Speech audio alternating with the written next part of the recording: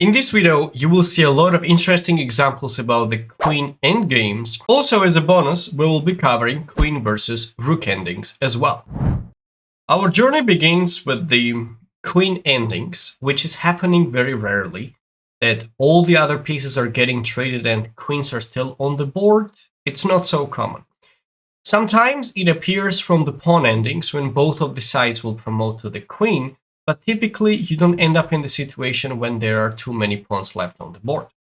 In this current situation, where Yuri Averbach, as white plays against Suetin Alexei, has an extra pawn. Typically in the queen endings, you will have much easier time converting it into the victory compared to the rook endings when you have an extra pawn. Of course, it includes some risks because there is a high probability of finishing it with perpetual checks, but also you have a very good chances of exchanging of the queens as well. So here white starts with g4, which is a very strong move. You shouldn't really be too afraid of hiding the king when you play the queen's ending. This is a very common problem, which a lot of even grandmasters are making the mistakes. They're trying to hide their king and try to play with the queens. But actually, if your opponent has some pawns, which potentially can be considered as the weaknesses, it is okay to activate the king, because if your opponent tries to give you some perpetual checks, meanwhile, you'll be grabbing these weak pawns on the way. So white starts with g4. The idea is to activate the king, maybe g5, g6, because this king is really, really weak. Black responds with queen d2, king goes to g3, queen c3 check, and king h4. Black couldn't really do much about this maneuver. If they would have stayed on d2 and after king h4 played queen h6, there would have been queen h5. If the queens get traded off, black immediately stops the clock. So queen goes to d4 and queen f5 check. Black responds with g6. In case of king g8, which is also possible, white responds with king h5. This king is actually very well placed on h5 square, and white threatens to play something like g5 followed by g6, because queen alone will not be able to deliver any checkmate threats, but if there will be at least a pawn or the king or any other piece together in the combination, it will be significantly easier to create a dangerous threat. So after white played queen f5 check, black played with g6 with the intention of preventing king h5 ideas in the future, but there is already queen f7 check. King comes up on h6.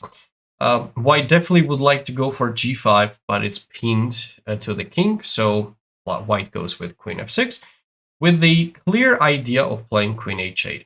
And because white has put the king on a really good spot on h4, there are not many real check possibilities. So king goes back to h7, trying to protect it, and king ends up on g5 square. So instead of hiding it, activate it, and now simply attacks the pawn on g6. Black goes with queen d2 check. Slow moves will lead to a real death right now. For instance, the move such as queen e4, which is also possible. Probably there is a check, king goes here. Of course, you can even try to grab the pawn right away, but king h6 just wins the game on spot. Threatening mate from many different directions forces black to trade off the queens, and if this happens, white easily wins the remaining pawn ending. So after king g5, black plays queen d2 check, and now there is f4. E takes f4, queen f7 check, king goes back, and there is king h6. Threatening mate from many different directions, and after f3, simply responds with g5.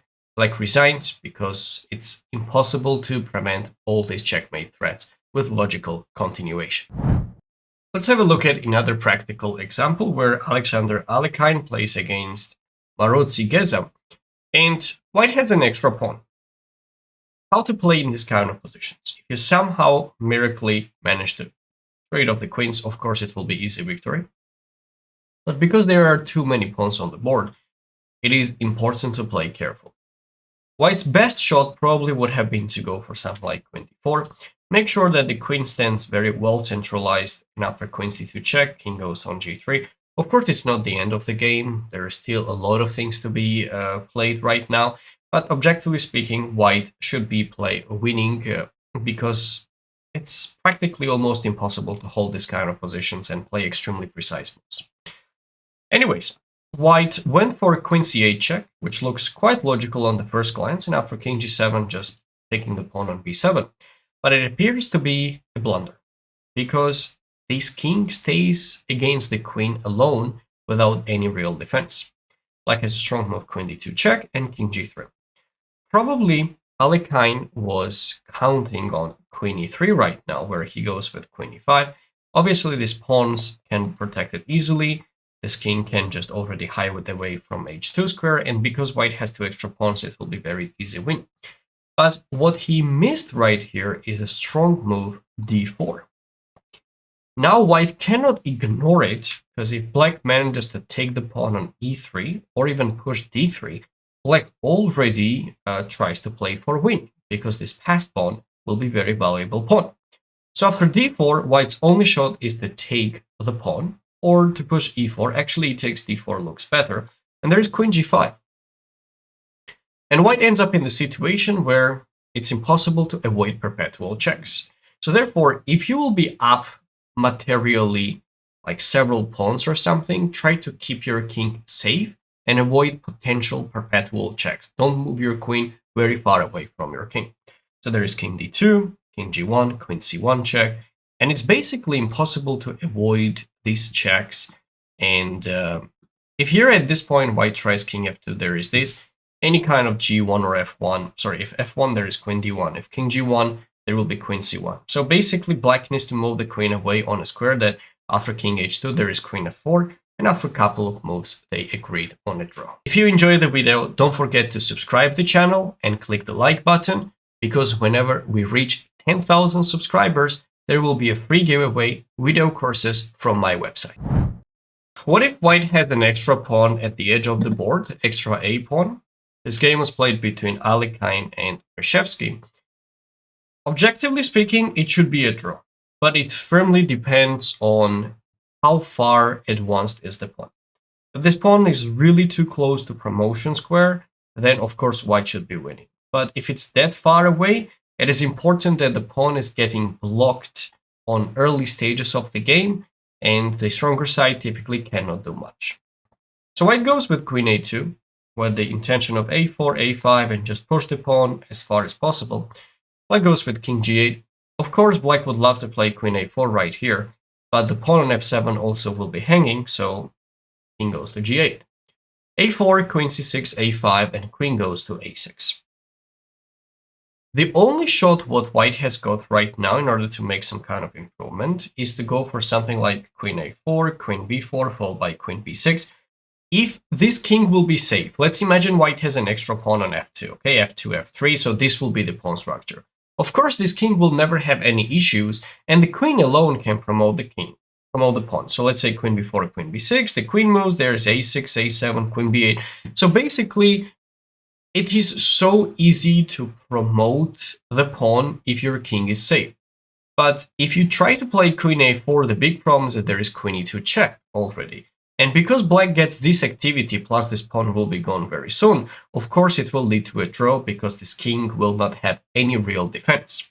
So in these positions, it's a very weird situation. You can't fully focus on pushing the pawn forward, because this queen is lasering down to this check and also stopping the pawn. So probably the best shot what you have got is just try to push some pawns maybe, or eventually activate the king and hope that your opponent will not find some perpetual checks. g5, king f2, queen d6, very powerful move, allowing a6, but there is queen h2 at the end of the line, so after king f1, queen goes back, king g2 and king g7. All you have to do is just to not allow this queen to get on b6 square without you having the possibility of playing queen e2, and there is nothing really what white can do about it. White tried a couple of more moves, but as long as you stay active, you see this move, queen c4. If you don't play it, it might be a little bit tricky, because your queen might get outplayed if the king gets there, queen b5, whatever.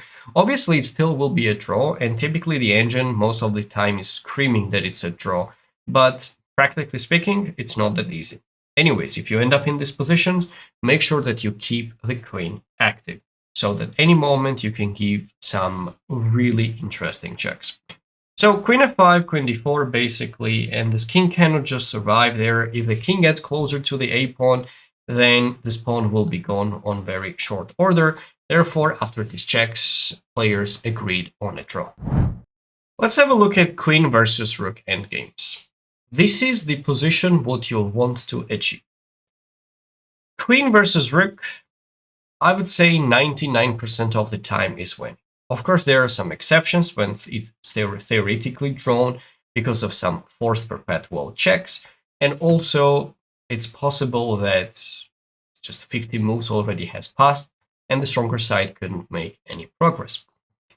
Your main goal is to sort of trap the enemy's king, force him to go as far away from the center as possible, and also your main goal should be that the king and rook should not be standing together.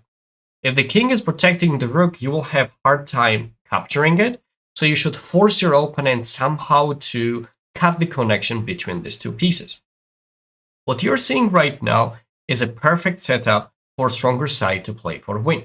When the king stands on f6 and for instance the queen is standing on h5. So the king always should have a bit superior situation, trying to get really close to the rook, but this queen has to be supporting the check square, such as rook f7.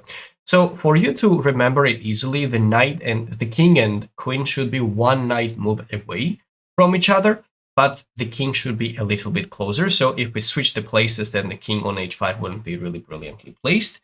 So it is much better to get closer. And your opponent's king also should be one knight square away. The reason why this works out well is because right now black is already in zugzwang and the rook cannot go on a good square.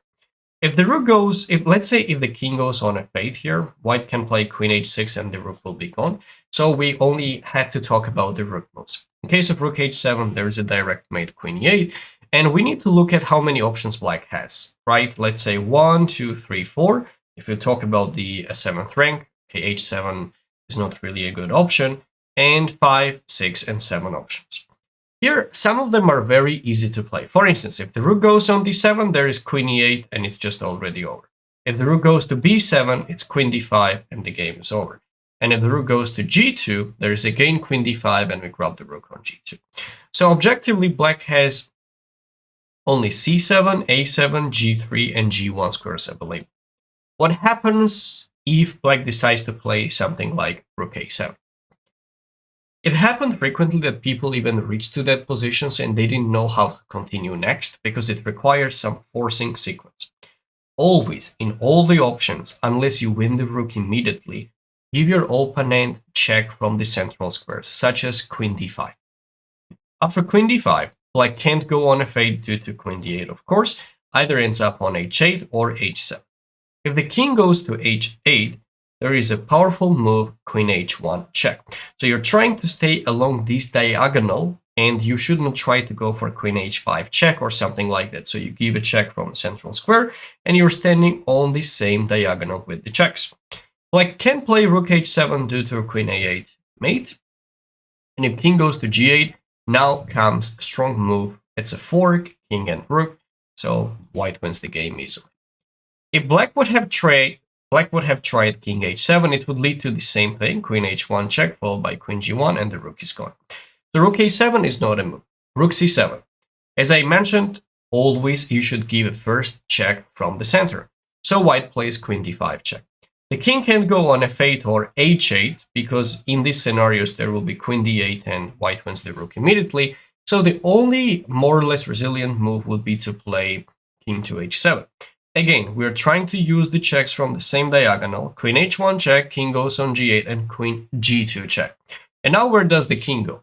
If the king goes to the f8 square, there is queen a8, rook c8, queen c8 will be a mate. And if the king gets to the h7, there is queen h2 and this rook is gone. And if black tries to play a bit tricky option like king h8 and after queen h2 claim that there is rook h7, still there is queen b8 with a checkmate. Therefore, c7 and a7, they both don't work because of queen d5 check and using the same kind of checks along the h1, a8 diagonal. What happens if black goes with rook g3? The same thing exactly. You go with queen d5 check. It is very important to do the checks from the same angle exactly. Of course, f8 will be just complete nonsense. What if black decides to go for king h8? Now we go queen a8, king goes on h7, and queen goes to b7. If black's king ends up on h6, there will be queen h1 with a checkmate. And if the king goes to the 8th rank, there is already queen b8 idea followed by queen g3 next. And if king h8, there is again queen b8, because in case of rook g8, there is queen h2 with a checkmate. So therefore, we only have one option left, which is rook to g1. And again, as we discussed, we have to play queen d5 check. Central check is essential. Nothing else. Always play queen d5 check, unless you can win the rook in a move. Of course, if king f8, we have queen a8 and many other checkmate patterns. And if the king goes to h7 square, now we go with queen e4 check. King cannot come up. It's impossible. So the king has to go back on g8. And now again, we go for check. King has to go on h7, which will lead to queen a7, followed by queen g1, say king h7, and queen g7, checkmate. If you want to see more content about the chance endings, you definitely need to check out this playlist, which includes a lot of interesting endgame positions.